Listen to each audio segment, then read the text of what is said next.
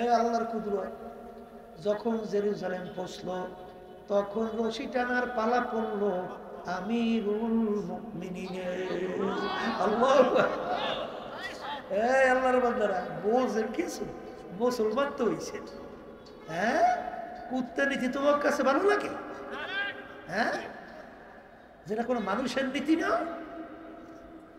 হুয়ার নীতি, যেই নীতি আজকে আমেরিকা ফিলিস্তিনে আমার ভাইদেরকে, আমার মা বোনদেরকে, আমার ছোট মায়ের কোলে দুধ পানকারী বাচ্চাটাকে কিভাবে ওরা সহযোগিতার মাধ্যমে ওই বদমাইশ শুয়োরের চেয়েও খারাপ এই ইসরায়েলের মাধ্যমে কিভাবে মাইরা সব ম্যানেজ করে রাখে।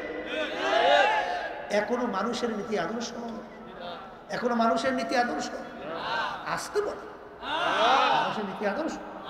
হ্যাঁ, এক কুত্তরে দেখছে আর এক কুত্তরে সহ্য করতে পারে না, এখানে আইসো কেউ কেউ কেউ কেউ কেউ কেউ করিয়া যাইয়ে থরে কামড়াই আছে না, এও কুত্তর নীতি। আর একটারে যে কামড়াই ধরিয়া হেডা রেসে কথা ঠিক কিনা? হায় আফসোস, বুঝলাম না, শুনলাম না, মুসলমান হইয়াও সেই পথে চলতে পারলাম। আল্লাহ আমাকে আমাদের সবাইকে তৌফিক দেন।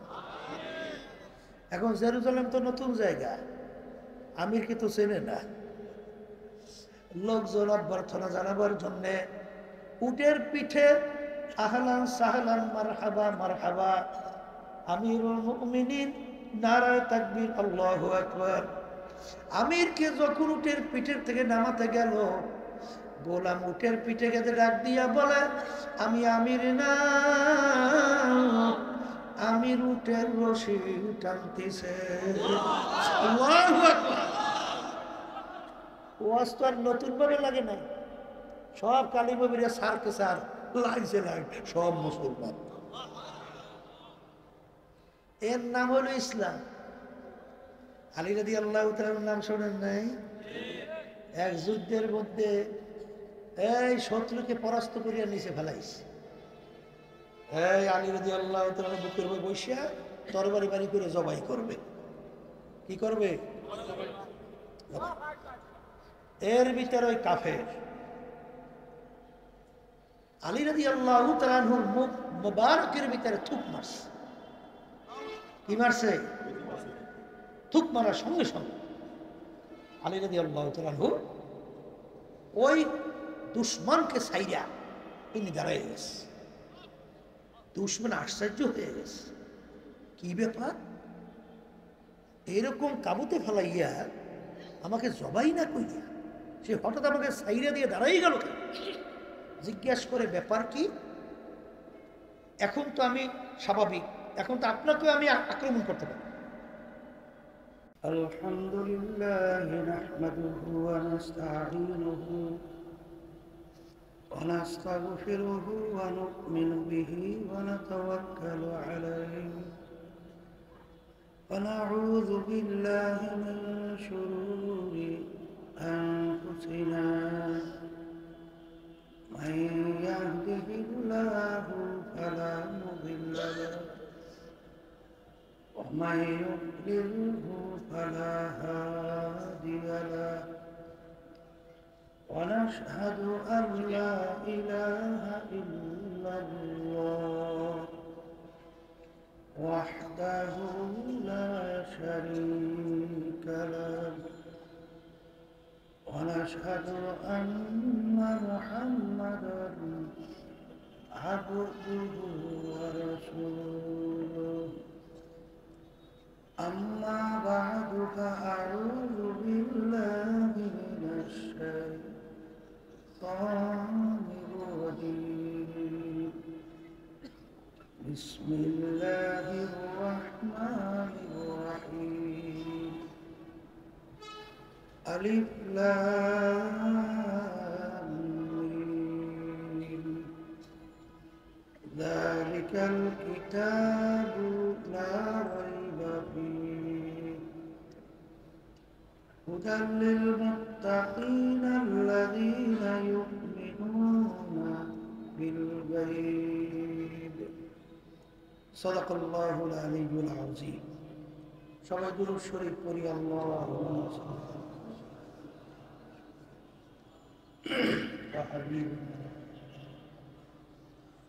সাল্লাল্লাহু আলাইহি ওয়া আলা আলিহি ওয়া আসহাবিহি আল্লাহুম্মা সাল্লি আলা সাইয়্যিদিনা ওয়া হাবিবিনা মাওলানা মুহাম্মদ সাল্লাল্লাহু আলাইহি ওয়া আলা আলিহি ওয়া আসহাবিহি ওয়া বারাক اللهم صل على سيدنا ونبينا وشفيعنا وحبيبنا ومولانا محمد صلى الله عليه وعلى آله وأصحابه وبارك وسلم। শুকরিয়া আদায় করতেছি মহান রব্বুল আলামিনের দরবারে। রব্বুল আলামিন ফিতনা ফাসাদের যুগে দুনিয়ার সমস্ত কাজ থেকে বিরত রেখে উলামায়ে কেরামদের মজলিস, জাকিরিন, শাকিরিন, সাদিকিন অনেক আল্লাহর খাস বান্দারা এই মজলিসের মধ্যে আছে,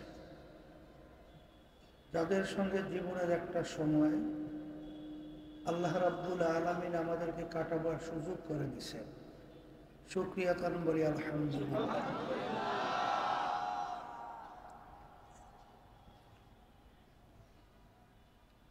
মা ইউরিদিল্লাহু বিহি খায়রান ইউফাক্কিহু ফিদ্দীন। আল্লাহ রাব্বুল আলামিন যাকে ভালোবাসেন তাকে দ্বীনের সহি বুঝ দান করে। অনেক লোকের কানে মাহফিলের দাওয়াত পৌঁছার পরেও সুযোগ থাকা সত্ত্বেও আসেনি। আবার তালাশ করলে দেখবেন বহু দূর থেকে কষ্ট স্বীকার করে আমার অনেক ভাইরা মাহফিলে পাগলের মতো ছুটে চলে আসছে। মান জাদ্দা ওয়াজাদা, যে যে জিনিস পাওয়ার জন্য চেষ্টা করে ওই জিনিসে পাইয়াও যায়। দাদাজান আব্বাজান চরমনের জমিনে ঘুমাই আসছে। আব্বাজান বলতেন দিনী মাহফিলে প্রথম থেকে শেষ পর্যন্ত থাইকা বাড়ি বিদায় হয়ে চলে গেলে আমল নামার মধ্যে কম পক্ষে হলেও 50 লক্ষ নেকির কম জমা হতেই পারে। নিয়াত যাদের সহি, আল্লাহকে রাজি খুশির উদ্দেশ্যে যারা আসছে, রব্বুল আলামিন লক্ষ লক্ষ নেকি আমল নামে দান করবে। দুনিয়ার ভিতরে চলতে হইলে টাকা লাগে, আর আখেরাতের ভিতরে চলতে হইলে নেক লাগে। কথা ঠিক না বেটি? আর এই নেক সংগ্রহের জায়গা হলো দুনিয়াতে। দুনিয়ার থেকে একবার বিদায় নিয়ে কবরে গেলে আর দ্বিতীয়বার ফেরত আসা যাবে না, আর নেক কামাই করার সুযোগও পাওয়া যাবে না। বর্তমানে বাংলাদেশের ভিতরে 100-এর ভিতরে প্রায় 92 জনের মতো মুসলমান বসবাস করে। মুসলমান সন্তানদের ভিতরে বর্তমানে এক শ্রেণী, তাদের চিন্তা ভাবনা নাস্তিকতা। অনেক মুসলমানদের সন্তানের চলাফেরা বিদেশে দিয়ে, বিদেশ বলতে বিজাতিদের কালচার, তাদের সংস্কৃতি, ইসলামী নীতি আদর্শ এবং ইসলামের সংস্কৃতি অনেক মুসলমানদের কাছে ভালো লাগে না। এর না লাগার কারণ কি? আমার আব্বাজান রহমাতুল্লাহি আলাইহি বলতেন বুঝের অভাব। আর এই বুঝের জন্যই মাহফিলের ব্যবস্থা করা হয়। যারা মানুষ তারা কিন্তু বুঝবে, সেই অনুযায়ী তার নিজের জীবনকে চালাবে। আর সুরাতে মানুষ ভিতরটা আবু জাহাল বা সাহেব আবু ধার মাটা, এরা বুঝবেও না, আর সেই অনুযায়ী নিজের জীবনকে চালাবেও না। কথা ঠিক কিনা?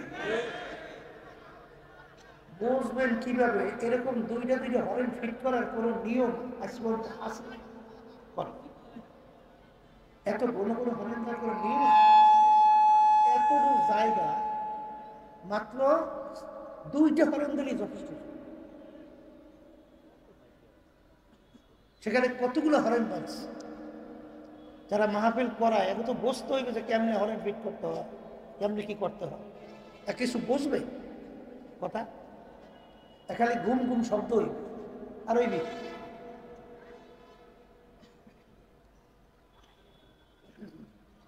যেই কথা বলতে চাইছিলাম, আবু জাহাল উতবা সাহেব আবুল হাম মার্কা এরা কিন্তু বোঝে নাই। আর বর্তমানে এক শ্রেণীর আমার বাজান্না পর্দালে মা বোনেরা আছে, এরাও ওই মার্কা, এরাও বোঝে না কথা ঠিক কিনা। বুঝের জন্য আমি কুরআনুল কারীমের শুরুর আয়াত তেলাওয়াত করেছি। যারা মানুষ তারা চিন্তা করবে দুনিয়ার ভিতরে সৃষ্টির পরে লক্ষ লক্ষ কিতাব বই পুস্তক, অনেক লেখক লেখার পরেও কোনো লেখক তার লেখার ভিতরে, কোনো কিতাবের ভিতরে, কোনো বইয়ের ভিতরে কেউ চ্যালেঞ্জ করতে পারে নাই আমার লেখায় কোনো ভুল নাই, আমার কিতাবে কোনো ভুল নাই, আমার বইতে কোনো ভুল নাই। আজ পর্যন্ত আপনারা শুনছেন এরকম চ্যালেঞ্জ কেউ করতে পারছে?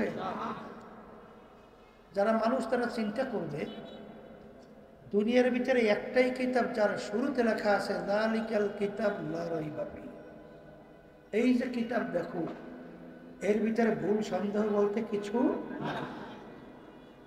এখন মানুষ চিন্তা করবে ব্যাপারটা কি, এ কেমন কিতাব যেই কিতাবের শুরুতে কোনো ভুল নাই, সন্দেহ নাই। তখন তারা ইতিহাস তালাশ করবে। ইতিহাস মানে পূর্বের কথা তালাশ করে দেখবে কোরআনুল কারীম নাযিল হয়েছিল যার উপরে, মুহাম্মদুর রাসূলুল্লাহ। তিনি মায়ের পেটে থাকা অবস্থায় তার আব্বাকে আল্লাহ দুনিয়া থেকে নিয়ে গেছে।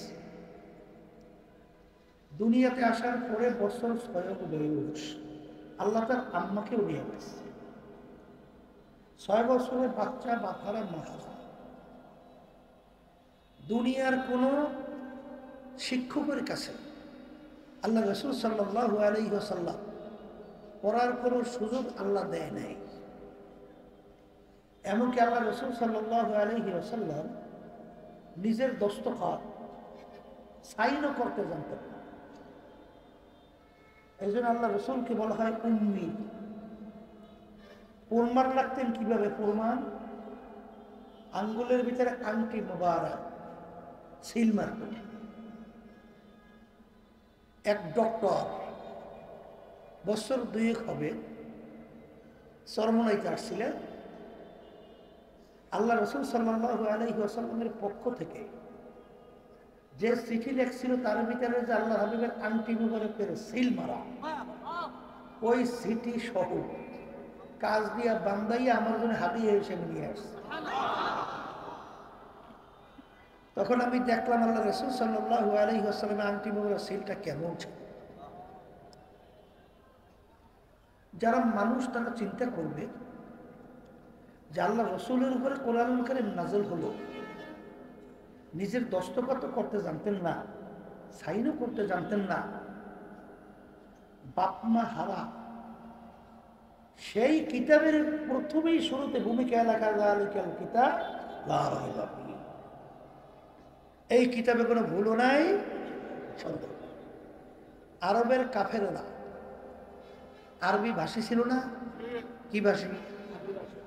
কোরআনুল কারীম নাযিল হয়েছে কোন ভাষায়? আমরা কথা বলতেছি বাংলা, আপনার বুঝি না? বুঝি তো। তাহলে কোরআনুল কারীম নাযিল হলো আরবি ভাষায়, আরবের কাফেররা ছিল আরবি ভাষী। তারা তো কোরআনুল কারীম খুব ভালোভাবেই বুঝতো। তারা বহু চেষ্টার পরে কোনো ভুল বের করতে পারছিল? পারে নাই। এই 1450-1500 বছরের কাছাকাছি এত বৈজ্ঞানিক দার্শনিক পণ্ডিত বহুত বুদ্ধিমান দুনিয়া থেকে বিদায় হয়ে গেছে না যায় নাই? এখন বর্তমানে আছে না? এখনো কোরআনুল কারীমের ভিতরে সেই চ্যালেঞ্জের আয়াত কি আছে না নাই? তাহলে এখনো কি কোনো ভুল বের করতে পারছে? বরঞ্চ আমরা আলোচনা করলে, পর্যালোচনা করলে আমরা কি পাই? যখনই কোরআনুল কারীম নিয়ে কেউ রিসার্চ করছে, যারা হক তালাশ করে, সঠিক তালাশ করে, তারা এই কালিমা পড়ে মুসলমান হয়ে যায়। এরকম ঘটনা কি একটা দুইটা না, লক্ষ লক্ষ। কিছুদিন আগে আমেরিকার এক পাদ্রী, খ্রিস্টানদের ধর্মযাজক, সে যখন কোরআনুল কারীম নিয়ে রিসার্চ করল, কিছুদিন আগে তিনি নিজেই কালিমা পড়ে মুসলমান হয়ে গেছে। এরকম ভুরি ভুরি, হাজার হাজার, লক্ষ লক্ষ এরকম প্রমাণ আসে না নাই? এরপরে আমাদের বাংলাদেশের মধ্যে এখনো নাস্তিকের সংখ্যা কিন্তু কম নাই, ও অনেক নাস্তিক, কিন্তু টের পার না আমরা কিছুটা পাই। কথা বোঝেন নাই? কয়েকদিন আগে বিএনপির এক ওই যে এমপি প্রার্থী মহিলা, 2 দিন আগে না, এই তুলি নাকি ফুলি, এই তুলি বক্তব্য দিয়েছে কোরআনুল কারীমের বিরুদ্ধে। তা কোরআনুল কারীমের বিরুদ্ধে বক্তব্য দিলে ওর ঈমান থাকে? ওদের কিন্তু পরিচয় দেয় মুসলমান, কিন্তু কোরআনুল কারীমের একটা আয়াত অস্বীকার করলে, একটা অক্ষর অস্বীকার করলে ঈমান থাকবে? নাম তো দেশে মুসলমান, কাজ সব নাস্তিক। কথা ঠিক কিনা? বর্তমানে বাংলাদেশের ভিতরে এই দলের অভাব নাই। আমরা মুসলমান যারা আলহামদুলিল্লাহ কোরআনুল কারীমের ঈমান আনছি, আল্লাহর উপর ঈমান আনছি, আল্লাহ রাসূল সাল্লাল্লাহু আলাইহি ওয়াসাল্লামের ঈমান আনছি। কথা ঠিক কিনা? মনে করছেন আমরা কিছু বুঝি না? বুঝা শুই নাই, কিন্তু হজরের সময় মুয়াজ্জিন, শীত প্রচন্ড, ল্যাপ কম্বল মুড়ে দিয়ে ঘুমায়, ওই সময় যদি মুয়াজ্জিন আল্লাহর পক্ষ থেকে দাওয়াত দেয়, আসসালাতু খায়রুম মিনান নাওম, ঘুম হইতে নামাজ ভালো, তখন ওই ঠান্ডার ভিতরে ল্যাপ কম্বল ফালাইয়া অনেক সময় ঠান্ডা পানিতে উজু কইরা এই পাগলের মতো মসজিদে দৌড়েই না। কথা বলে না? প্রচন্ড গরম, আল্লাহর হুকুম রোজা ফরজ, কুতিবা আলাইকুমুস সিয়াম কামা কুতিবা আলাল লাযীনা মিন ক্বাবলিকুম লাআল্লাকুম তাত্তাকুন। আয়াতের মাধ্যমে রোজা কি হয়েছে? ফরজ। এই গরমের দিন রোজা রাখছি, যারা খেতে খামারে রাস্তাঘাটে একটু কাজ করে, তখন বোঝে মাগরিবের আগে আগে 30 না কাকে বলে। ঠিক কিনা? মনে হয় যেন 2-1 পুষ্করি পানিও মনে হয় 30 না মেটবে না, এরকম মনে হয় কি হয় না? এই যে কষ্ট করে রোজা রাখি, মনে করছেন কি বুঝি না? হ্যাঁ, আল্লাহর বান্দারা, এত আনন্দ হতে চিত্ত বিনোদন, এগুলো মনে হয় কি বুঝি না? বুঝি সব, কিন্তু চিন্তা ভাবনা করে দেখছি কোরআনুল কারীম সত্য। আসতে পারে কোরআনুল কারীম যদি সত্য হয়, তাইলে কিন্তু বুঝা শুই না কবরে যাইয়ে। কারণ দুনিয়ার যে কোনো কাজে 5 বার যদি কেউ ঠকে, আবার সেই কাজে চেষ্টা করলে জিতবার আশা আছে না? কিন্তু একবার যদি কেউ মই দিয়ে কবরে যাইয়া ঠকে, আর দ্বিতীয়বার জিতবার আশা আছে? আর কোনোদিন দুনিয়াতে ফেরত আসা যায়? যদি নাই যায়, আমি আমার বাজানদেরকে বলবো, বুঝে শুনে কবরে যাওয়ার জন্যই বুঝের জন্য মাহফিল, কিসের জন্য মাহফিল? তাহলে কোরআনুল কারীম কি মুখ খুলে বলেন সত্য?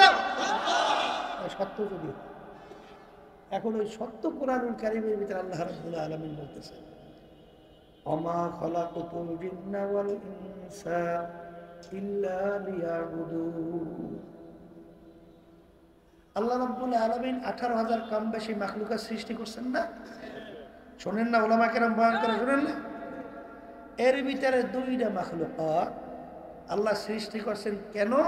আল্লাহ কারণ বলতেছে, মানুষ এবং জিন। বলেন, এই দুইটা মাখলুকাত আমি সৃষ্টি করলাম কেন? আল্লাহ বলতেছেন আমার ইবাদতের জন্য। সবাই জোরে বলি সুবহানাল্লাহ। বলেন আমাদেরকে আল্লাহ সৃষ্টি করছেন কেন? এইটা একেবারে দিলের ভিতরে বসা। আল্লাহ আমাদেরকে সৃষ্টি করছেন কেন? কার ইবাদত? এখন ইবাদত একটা আরবি শব্দ। ইবাদত শব্দের অর্থ কি? আরবি। আরবি উর্দুতে বলে গোলামি, আর বাংলা অর্থ হলো মালিকের হুকুম অনুযায়ী চলা। মুখস্থ করেন, মালিকের হুকুম অনুযায়ী চলার নামই হলো ইবাদত। আর রব্বুল আলামিন আমাদেরকে সৃষ্টি করছেন মালিকের হুকুম অনুযায়ী চলার জন্য। কথা ঠিক আছে? এখন অনেকে বলতে পারেন হুজুর তাহলে অন্যান্য মাখলুকাতগুলো আল্লাহ কেন সৃষ্টি করলেন? ওই সত্য কুরআনুল কারীমের ভিতরে আল্লাহ বলতেছেন ওয়াখুলিকা লাকুম মা ফিল আরদি জামিআ, আমি অন্যান্য মাখলুকাতগুলো সৃষ্টি করলাম তোমাদের জন্য। অন্যান্য মাখলুকাত আল্লাহ সৃষ্টি করেছেন কাদের জন্য? এখনই বুঝবেন। এই আমরা সূর্য দেখি না, সূর্য কি আমাদের মানুষের দরকার আছে না নাই? আচ্ছা, সূর্য যদি না থাকে মানুষ বাঁচবে? কোনো ফসলাদি হবে? তাহলে সূর্য আমাদের দরকার আছে না না? তাহলে সূর্য আল্লাহ সৃষ্টি করেছেন কাদের জন্য? আচ্ছা, এখন বলেন তো একটা মানুষ যদি দুনিয়ায় না থাকে সূর্যের কি হয়? কিছু হবে? তাইলে বোঝা গেল সূর্য আমাদের দরকার, কিন্তু আমাদেরকে সূর্যের দরকার নেই। তাহলে সূর্য আল্লাহ বানাইছে কাদের জন্য?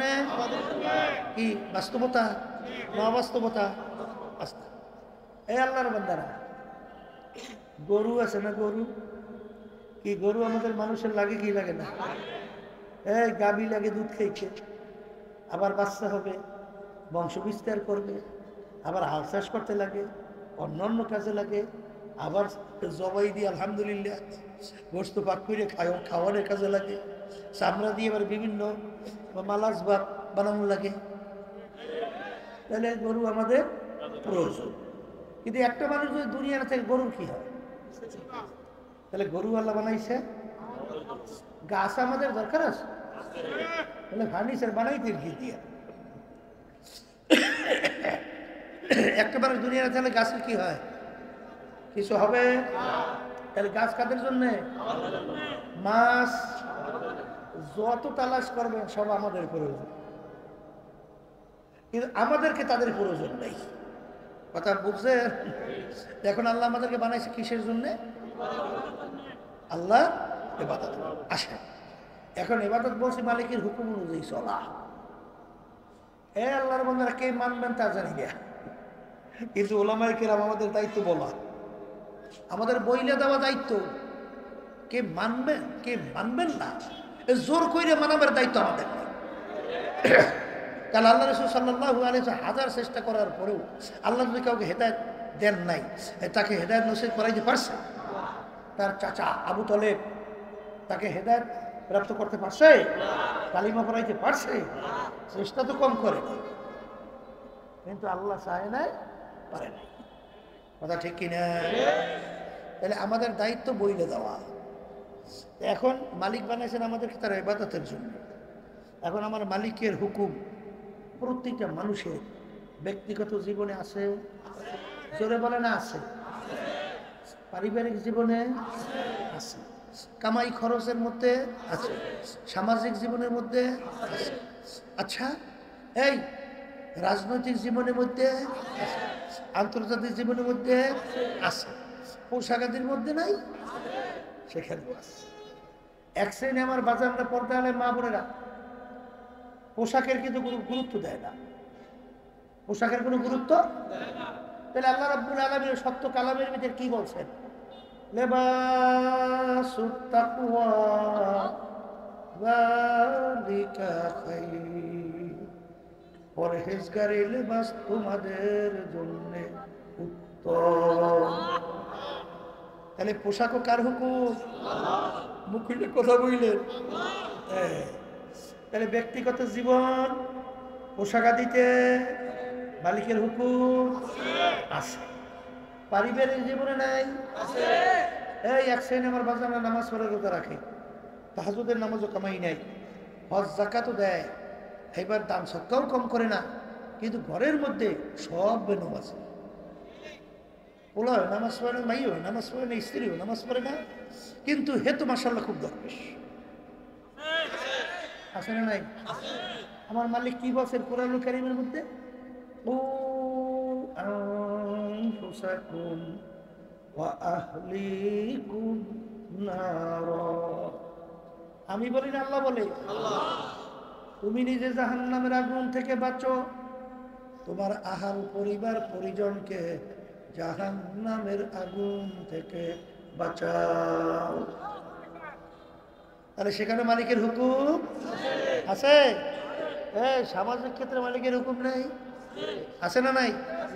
আল্লাহ রাসূল সাল্লাল্লাহু আলাইহি ওয়াসাল্লাম পরশীদের ব্যাপারে এমন ভাবে হকের ব্যাপারে তাকিদ করতেন, সাহাবায়ে কেরাম বলেন, হে আল্লাহর রাসূল, আপনি যেভাবে আমাদের পরশীদের ব্যাপারে, আপনি হকের ব্যাপারে যেভাবে আলোচনা করলেন, এতে আমরা দুনিয়ার থেকে বিদায় হওয়ার পরে তারা কি আমাদের জমি জামারও ওয়ারিস হবে নাকি? এমন ভাবে তাকিদ দিলেন, মনে হয় যেন জমি জামার ওয়ারিস হব নাকি, এরকম ঘটনা কি? এক শ্রেণী আমার বাজানরা আল্লাহ অর্থ সম্পদ ভালো দেশে, আলহামদুলিল্লাহ, ভালো না খারাপ?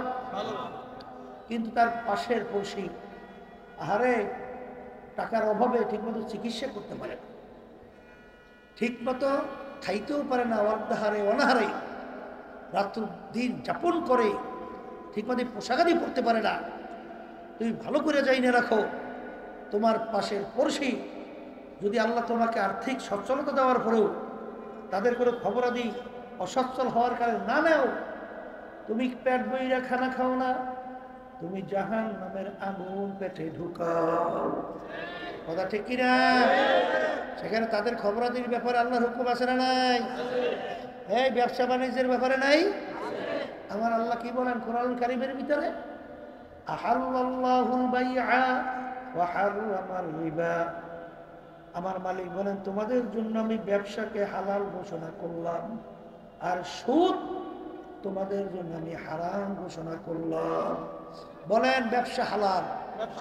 মুখ খুলে বলেন ব্যবসা হালাল। সুদ? সুদ।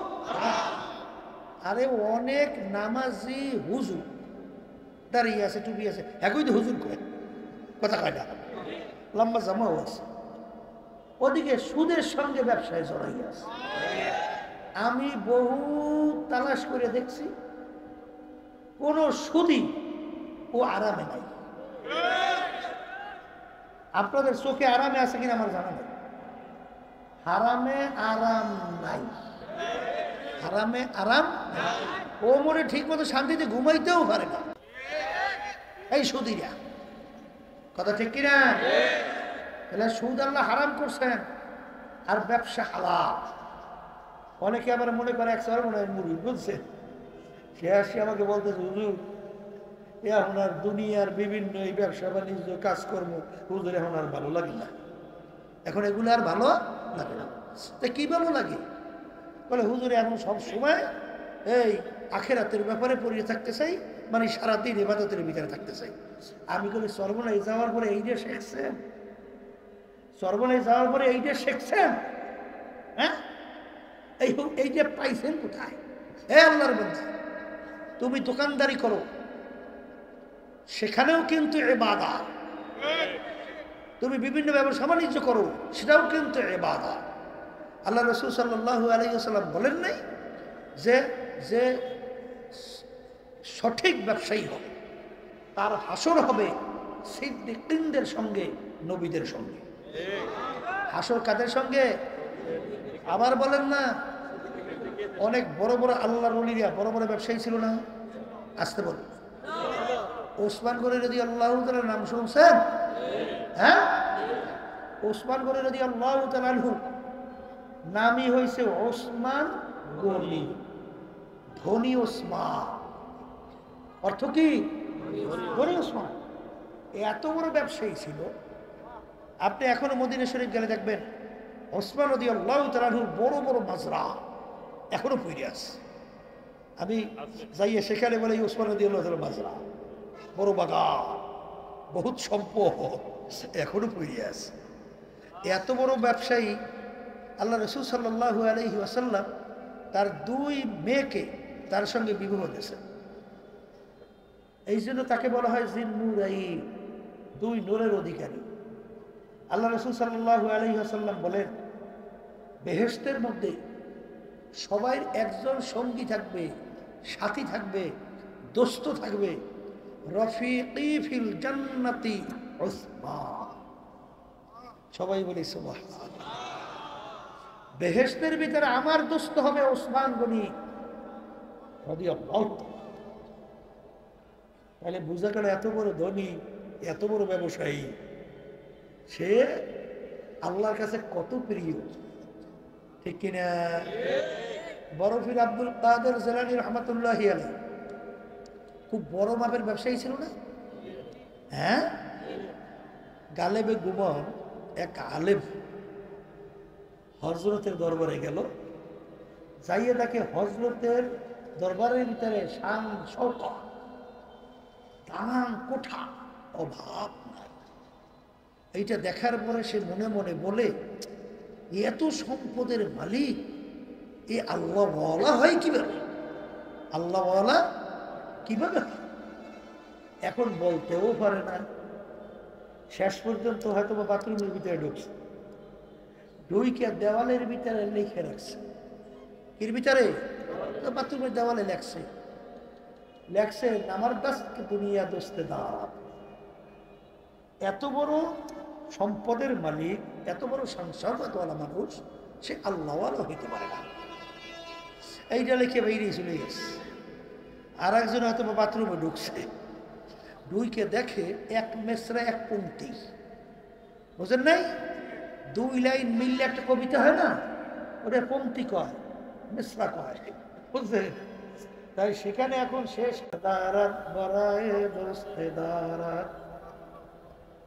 যেই দুনিয়া, যেই সম্পদ আল্লাহর রাজি খুশির জন্য হয়, ওটা দুনিয়া না, ওটাও আখিরাত।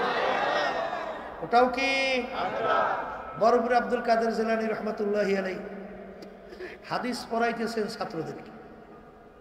হঠাৎ একজন আইসে বলতেছে, হুজুর আপনার জাহাজ মাল সহ সমুদ্রে ডুবে গেছে। এইটা শোনার পরে হুজুর বলে, ইন্না লিল্লাহি ওয়া ইন্না ইলাইহি রাজিউন। এইটা বললে হুজুর চক্ষু বন্ধ করিয়া মাথার একটু নিচু করিয়া, মাথার এরকম কিছুক্ষণ নিচে না, এরকম নিচু করিয়া রাখছে। কতক্ষণ পরে উঠছে, উঠে বলে, বাবা পড়ো, বাবা পড়ো। ছাত্ররা বলতেছে, হযরত ব্যাপার তো কিছু বুঝলাম না। আপনি যখন শুনলেন জাহাজ মাল সহ ডুবতেছে, শোনার পরে আপনি বলেন ইন্না লিল্লাহি ওয়া ইন্না ইলাইহি রাজিউন। এরপরে চক্ষু বন্ধ করে মাথার নিচু করিয়া কিছুক্ষণ থাকি আবার উঠে বলো পড়ো, ব্যাপার। তখন তিনি বলতেছেন, আমি যখন শুনলাম আমার জাহাজ মাল সহ ডুবে গেছে, সুন্নাত হিসাবে আমি ইন্না লিল্লাহি ওয়া ইন্না ইলাইহি রাজিউন পড়ছি। এরপরে আমি চক্ষু বন্ধ করিয়া মাথার নিচের দিকে রাইখা আমার দিলের দিকে তাকাই বসছি, যে আমার জাহাজ মাল সহ ডুবে গেছে নদীর মধ্যে বা সমুদ্রের মধ্যে, এতে আমার দিলের ভিতরে কোনো প্রেশানি তৈরি হয়েছে কিনা, অস্থিরতা প্রেশানি তৈরি হয়েছে কিনা।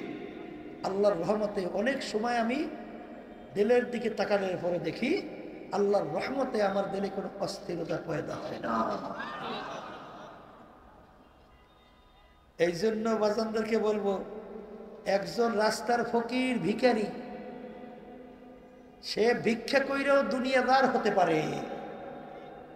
আর একজন রাজ সিংহাসনে বৈশা বাদশাহ হইয়াও আল্লাহ ওয়ালা হইতে পারে।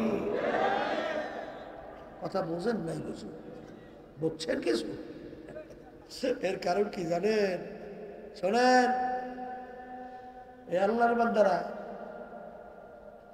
আল্লাহ রাব্বুল আলামিন বান্দাবাদী শুধু বাহ্যিক আমলের দিকে তাকায় না, দিলের দিকেও তাকায়।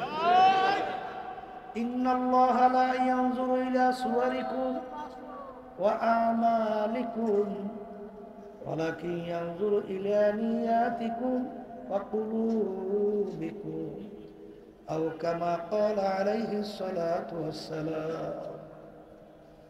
আল্লাহ রাসূল সাল্লাল্লাহু আলাইহি ওয়াসাল্লাম বলেন, আল্লাহ রাব্বুল আলামিন শুধু বান্দাবান্দির বাহ্যিক আমল মানে কাজ, শুধু বাহ্যিক আমলের দিকেই তাকাই থাকেন না, আল্লাহ রাব্বুল আলামিন বান্দাবান্দির দিলের দিকেও তাকাই থাকে।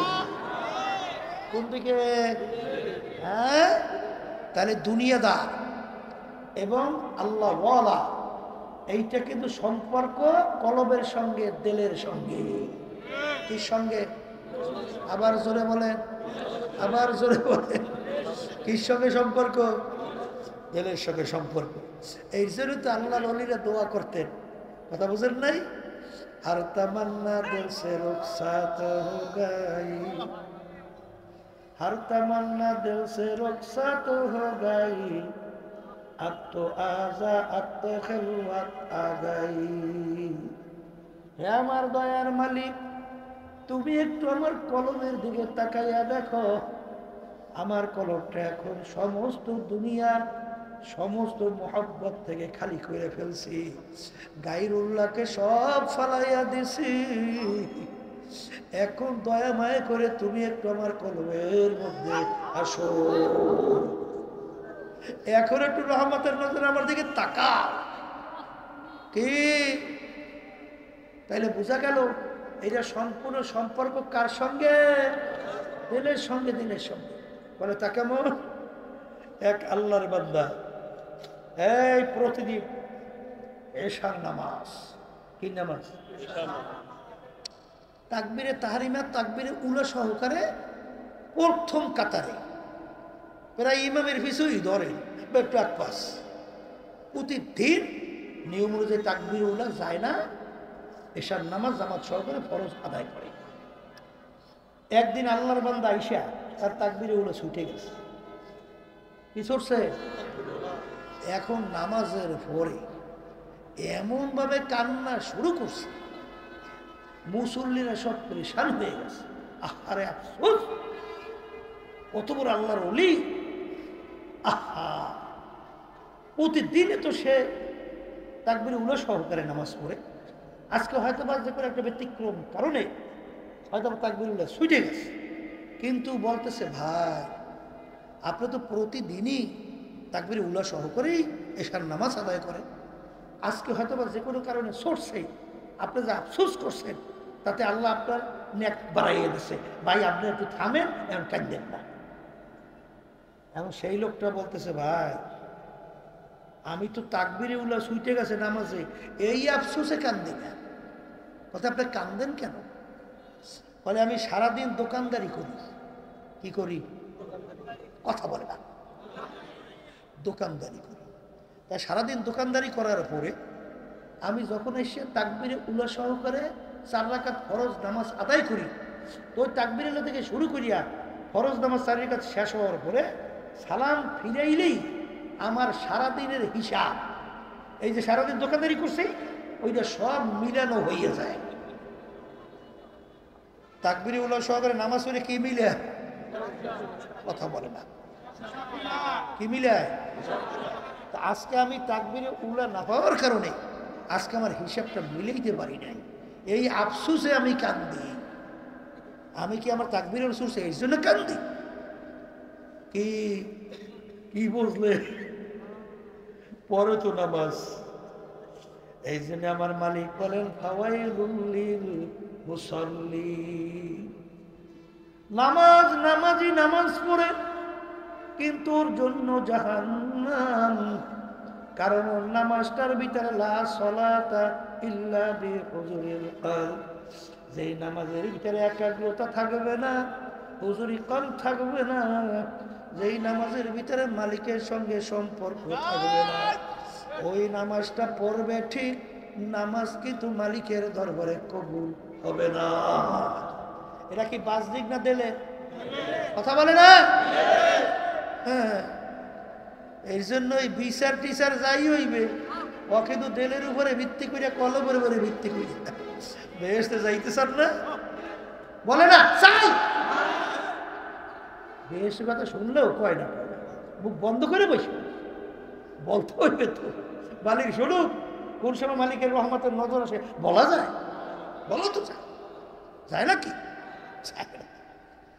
যেই কথা বলতে চাইছিলাম, ইল্লা মান আতাল্লাহা বিকলবিন সালিম, বেহেশতে যাওয়ার শর্ত কি? কলবে সালিম,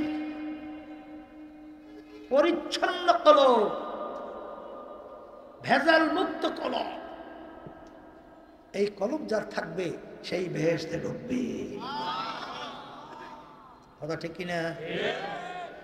হ্যাঁ, বর্তমানে এক সিনেমার বাজান আছে, পর্দা আলে মা বোনের আছে, কলবের ব্যাপারে কোনো গুরুত্বই নাই।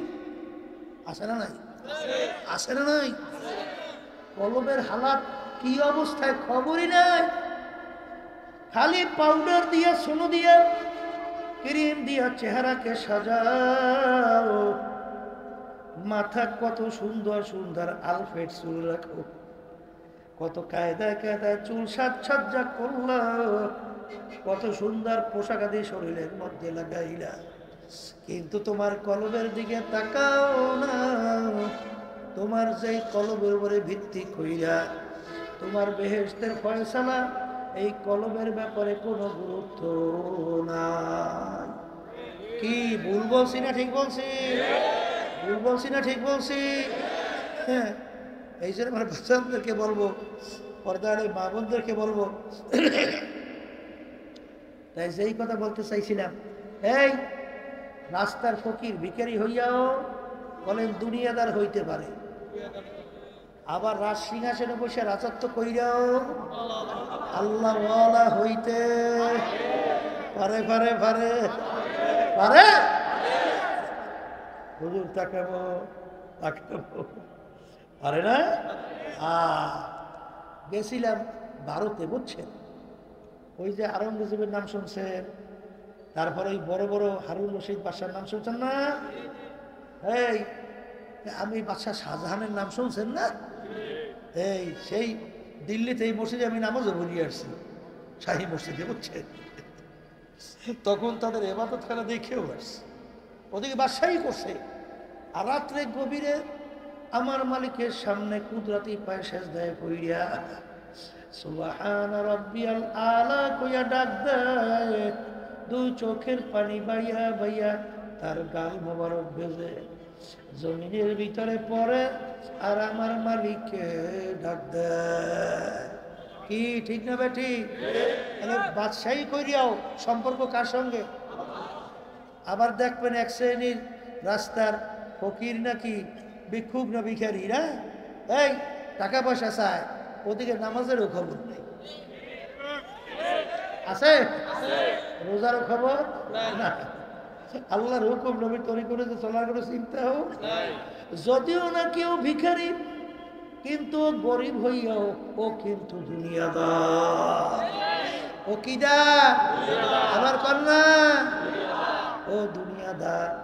এই জন্য আমার বাজানদেরকে বলবো, পর্দার এই মা বোনদেরকে বলবো, মালিক আমাদেরকে বানাইছেন তারা ইবাদতের জন্য। ইবাদত শব্দের অর্থ মালিকের হুকুম অনুযায়ী চলা। মালিকের হুকুম প্রতিটা মানুষের ব্যক্তিগত জীবনে আছে, পারিবারিক জীবনে আছে, সামাজিক জীবনে আছে, বাজার কামাই খরচে ব্যবসার ক্ষেত্রেও কিন্তু আছে, রাজনৈতিক জীবনে আছে না। এইটা বললেই এক শ্রেণী আমার বাজাররা ক্ষিপ্ত হয়ে যায়, এই হুজুরের রাজনীতি করে কেন? ওরে আল্লাহর বান্দারা, রাজনীতি করি না, ইবাদত করি, আল্লাহর হুকুম পালন করি। আর হুকুম আবার বলেন না, আর হুকুম। আমার আল্লাহ কুরআনুল কারীমের ভিতরে বলেন, ওমান লাম ইয়াহকুম বিমা আনজালাল্লাহ ফাউলাইকা হুমুল কাফিরুন ফাউলাইকা হুমুজ জালিমুন ফাউলাইকা হুমুল ফাসিকুন। যারা আমার নীতি আদর্শ অনুযায়ী রাষ্ট্র পরিচালনা করে না, ওরা কাফের, ওরা জালেম, ওরা ফাসিক। বর্তমানে এক শ্রেণী বাইরেছে, হুজুর হইছে দরবেশ, ওরে সর্বদা আমি রাজনীতি করি না। আচ্ছা থামে, আপনি রাজনীতি করেন না, ভালো। এই মানব রচিত কুফুরি তন্ত্রমন্ত্র, যেটা বিএনপি লালন করে, কুফুরি তন্ত্রমন্ত্র বর্তমানে প্রচলিত গণতন্ত্র।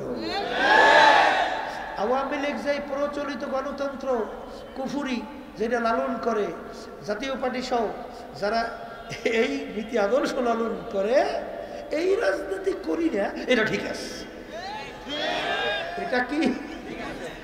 কিন্তু যেই নীতি আদর্শ আমার মালিক পাঠাইছে, ওই নীতি আদর্শ যদি তুমি না পালন করো, রাষ্ট্রীয় পর্যায়ে চেষ্টা না করো, তুমি হুজুর তো ভালো কথা, দরবেশ তো ভালো কথা, অলি তো দূরের কথা, তুমি মুসলমানের কাতারেই নাম যায় না।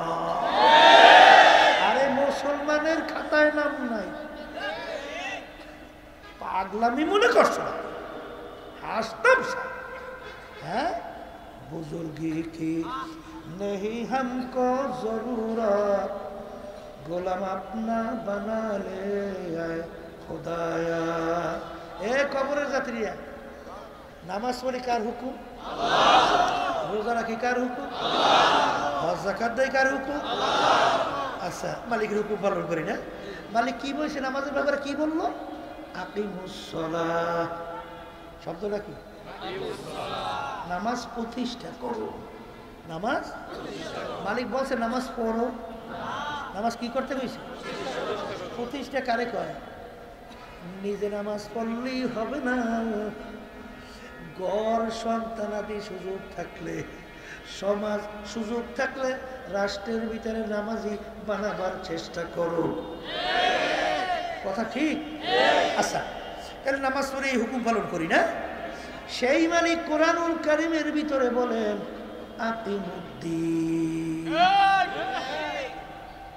নামাজ পড়ি কির জন্য? আকিমুস সালাহ। আকিমুস সালাহ, এই জন্য নামাজ পড়ি। আর ওই মালিকে তো এই আকিমুস সালাহ আমরের শিখে না? আসতে পারে আমরের শিখে। আকিমুদ্দিন কোন শিখে? হুকুমের ভিতরে পার্থক্য কতটুকু?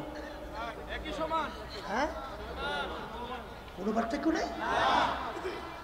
পাগলামি মনে করছে? পাগলামি? হ্যাঁ, ও মনে করছেন আমরা কি বুঝি না? রাজনীতি পথ যে পিচ্ছিল পথ, কাটাযুক্ত পথ, মাইল খাওয়া লাগতে পারে, জেলে যাওয়া লাগতে পারে, রুহুটাও যাইতে পারে, গাইল খামারে তো শেষই নেই। কথা বলে না?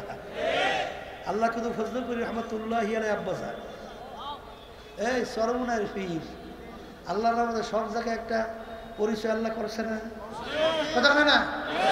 করে নেই?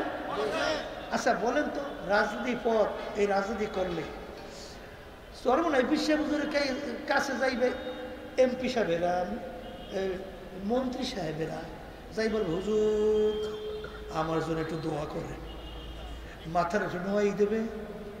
ওরে হুজুরের সামনে ভক্তি শ্রদ্ধার অভাব নাই, হুজুরের কাছে দোয়া চাইবে, মোটা মোটা হাদিয়া তো পানিয়ে চাইবে। এ বুঝি হুজুররা বুঝে না? না এ বুঝি আমরা বুঝি না? হ্যাঁ, মনে করছেন সবই আপনারা বুঝছেন। কিন্তু এই পথে আল্লাহর হুকুম পালন করতে যাইয়া আল্লাহর কুতুব ফজল করিম রহমতুল্লাহ আলাই তার গাড়ির উপরে সেই বগুড়ায় শেরপুর থানায় আক্রমণ কইরা আল্লাহর কুতুবের গাড়ি পর্যন্ত ভেঙে ফেলছে। আল্লাহ কুতুব ফজল করিম রহমতুল্লাহের বিরুদ্ধে 18টার মতো কেস হয়েছিল আওয়ামী লীগের সময়, মনে আছে তো? কথা কয় না? আমি যে আপনার সামনে কথা বলতেছি, আমিও কিন্তু জেলে গেছিলাম। ওই জেলের ভিতরে ওই মোটা রুটি আর ওই পাতলা ডাই কিন্তু আমিও খাইয়ে আসছি। কথা বুঝেন নাই? 2000 মনে হয় 4 সাল না জানি 3 সাল, 2003 না জানি 4 সাল, 2004 সালে বিএনপি তখন সরকার না, তারা আমাদের বিরুদ্ধে একটা কেস দিছে। আমাদের প্রায় 5 ভাই, আমার ছোট ভাই মুফতি ফয়জুল করিম, আমার ভাই আবুল খায়ের, জিয়াউল করিম, এবার মোসাদ্দেক বিলাল মাদানি, এই 5 আর বাকি অন্যান্য লোক মিলিয়া কেস দিচ্ছে। কেস বুঝেন তো? আচ্ছা, কেস দিচ্ছে কি, বিএনপির এক নেতার পকেট থেকে আমরা নাকি 5000 টাকা ছিনতাই করে নিছি।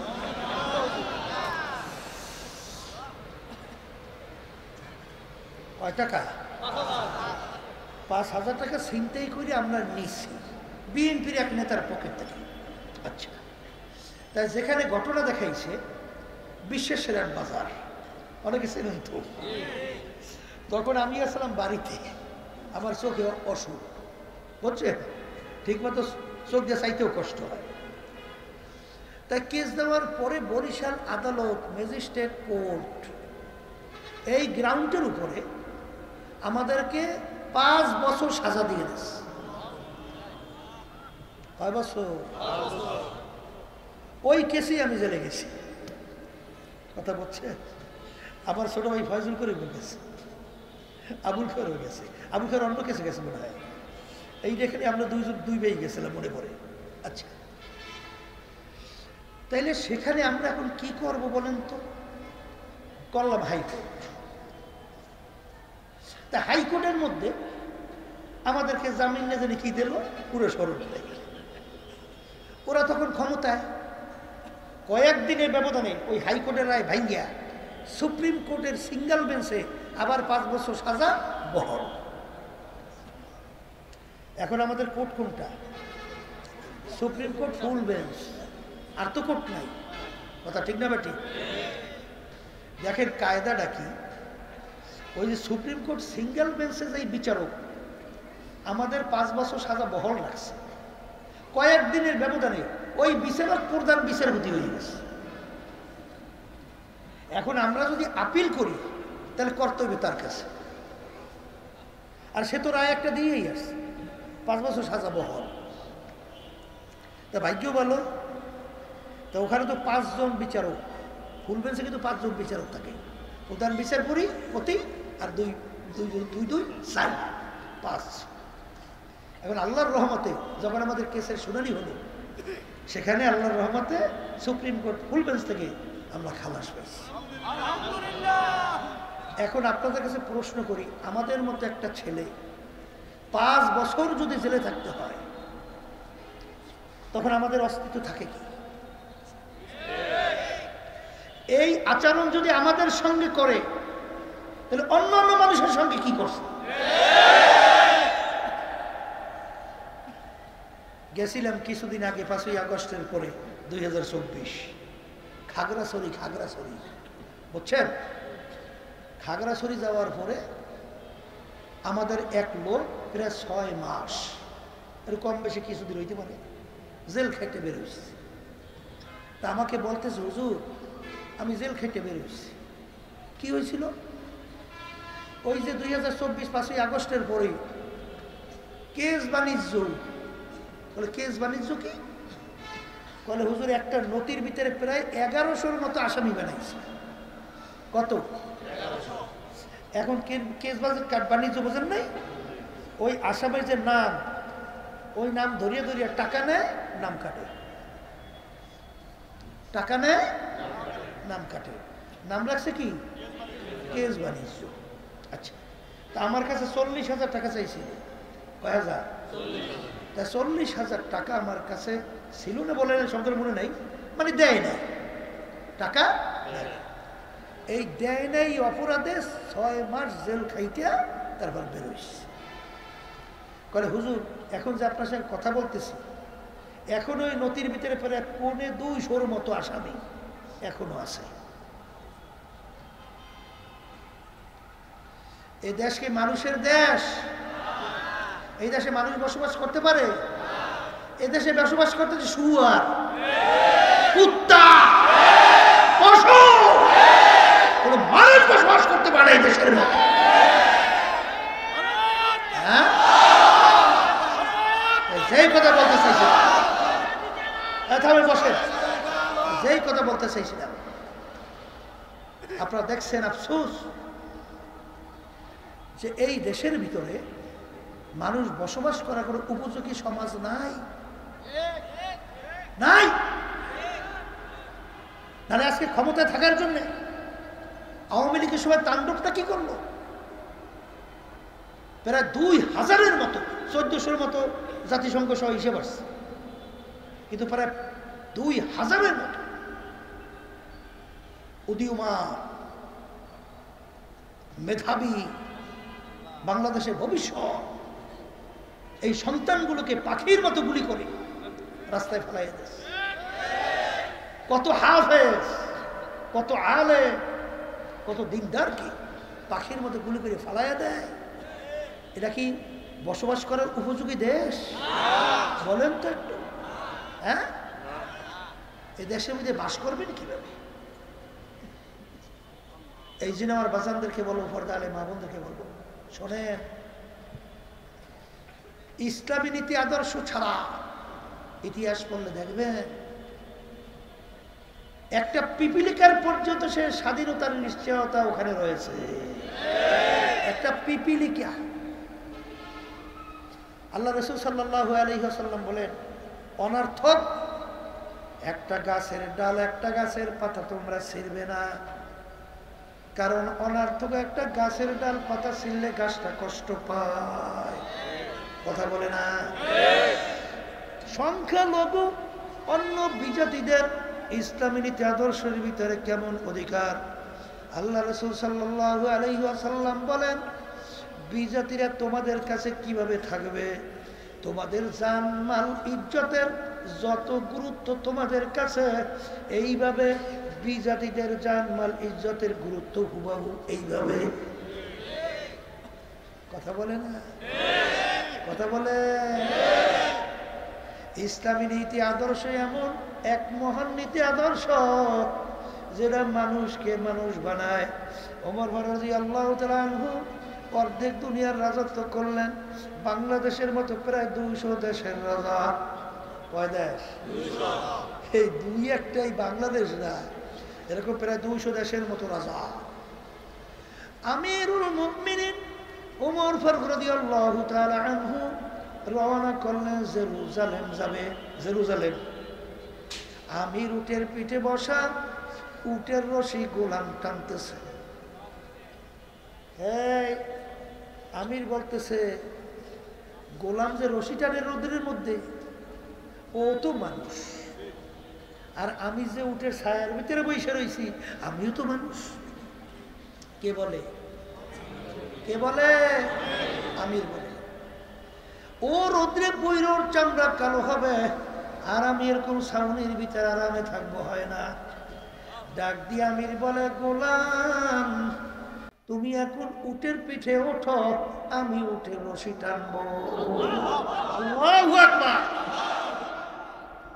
চিন্তা করা যায়? চিন্তা করা যায়? চিন্তা করা যায়? আমির উটের রশি টানবে আর গোলাম উটের পিঠে বসবে? চিন্তা করা যায়? এখন গোলাম কি উঠতে চায়? এই গোলাম, আমি তোমাকে হুকুম করছি, তোমার উটের পিঠে উঠতে হবে। এখন গোলাম উটের পিঠে বসা, আমির উটের রশি টানতেছে। পালাক করবে, কতক্ষণ আমির রশি টানে, কতক্ষণ গোলাম রশি টানে। আমির কতক্ষণ উটের পিঠে, আর গোলাম কতক্ষণ উটের পিঠে। এ আল্লাহর কুদরত। যখন জেরুজালেম পৌঁছলো, তখন রশি টানার পালা পড়লো আমিরুল মুমিনিনের। আল্লাহু আকবার। এই আল্লাহর বান্দারা, বোঝেন কিছু? মুসলমান তো হইছে। হ্যাঁ, কুত্তা নীতি তোমার কাছে ভালো লাগে? হ্যাঁ, যেটা কোনো মানুষের নীতি না, হুয়ারিয়া নীতি। যেই নীতি আজকে আমেরিকা ফিলিস্তিনে আমার ভাইদেরকে, আমার মা বোনদেরকে, আমার ছোট মায়ের কোলে দুধ পানকারী বাচ্চাটাকে কিভাবে ওরা সহযোগিতার মাধ্যমে ওই বদমাইশ শুয়োরের চেয়েও খারাপ এই ইসরায়েলের মাধ্যমে কিভাবে মাইরা সব ম্যানেজ করে রাখে। এখনো মানুষের নীতি আদর্শ, এখনো মানুষের নীতি আদর্শ আসতে পারে, মানুষের নীতি আদর্শ। হ্যাঁ, এক কুত্তরে দেখছে আর এক কুত্তরে সহ্য করতে পারে না, এখানে আইসো কেউ কেউ কেউ কেউ কেউ কেউ করিয়া যাইয়ে থবে কামড়াই আছে না, এও কুত্তর নীতি। আর একটারে যে কামড়াই ধরিয়ে হেঁটে রেসে কথা ঠিক কিনা? হায় আফসোস, বুঝলাম না, শুনলাম না, মুসলমান হইয়াও সেই পথে চলতে পারলাম। আল্লাহ আমাকে আমাদের সবাইকে তৌফিক দেন। এখন জেরুজালেম তো নতুন জায়গা, আমিরকে তো চেনে না, লোকজন অভ্যর্থনা জানাবার জন্যে উটের পিঠে আহলান সাহলান মারহাবা মারহাবা আমিরুল মুমিনিন নারায়ে তাকবীর আল্লাহু আকবার। আমিরকে যখন উটের পিঠের থেকে নামাতে গেল, গোলাম উটের পিঠে গেতে ডাক দিয়া বলে, আমি আমির না, আমির উটের রশি টানতেছে। আল্লাহু আকবার। ওয়াজ তো আর নতুন ভাবে লাগে না, সব কালিমবিরা সারকে সার লাগছে লাগ, সব মুসলমান। এর নাম হলো ইসলাম। আলী রাদিয়াল্লাহু তাআলার নাম শোনেন নাই? এক যুদ্ধের মধ্যে এই শত্রুকে পরাস্ত করিয়া নিচে ফেলাইছে, এই আলী রাদিয়াল্লাহু তাআলা বুকের উপর বসিয়া তরবারি বাড়ি করে জবাই করবে। কি করবে? এর ভিতরে ওই কাফের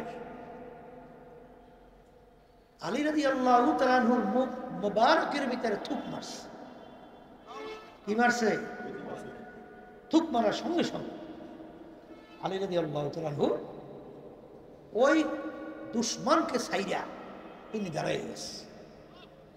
দুশ্মন আশ্চর্য হয়ে গেছে, কি ব্যাপার, এরকম কাবুতে ফেলাইয়া আমাকে জবাই না কইয়া সে হঠাৎ আমাকে ছাইরা দিয়ে দাঁড়াই গেল কেন? জিজ্ঞেস করে ব্যাপার কি? এখন তো আমি স্বাভাবিক, এখন তো আপনাকেও আমি আক্রমণ করতে পারি,